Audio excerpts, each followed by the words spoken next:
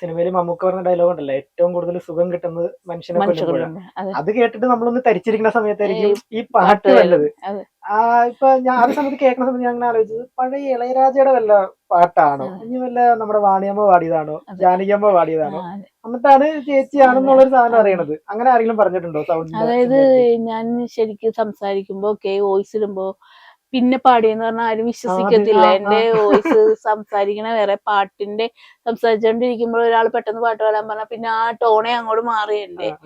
അപ്പൊ അങ്ങനെ ഇതിനകത്തോട്ട് ചിലപ്പോ ഞാൻ ജാനകിയമ്മയുടെ പാട്ടൊക്കെ പാടി സ്കൂളിലിടും പറയും ഇവിടെയൊക്കെയോ ജാനകിയമ്മയുടെ സ്റ്റൈൽ ഉണ്ടെന്ന് പറയും. എനിക്ക് അവരുടെ പാട്ട് കേട്ടാ ഞാൻ വളർന്നേ, വാണിയമ്മയുടെയും ജാനകിയമ്മയുടെ ആ കാലഘട്ടത്തിലെ പാട്ടുകൾ കേട്ട്.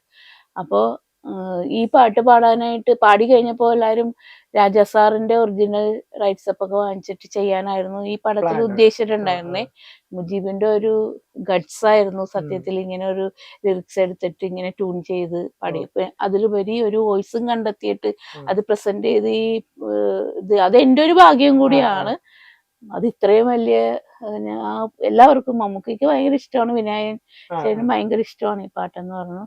അതൊക്കെ എന്റെ ജീവിതത്തിൽ ഒരുപാട് സംഭവം തന്നെയാണ്.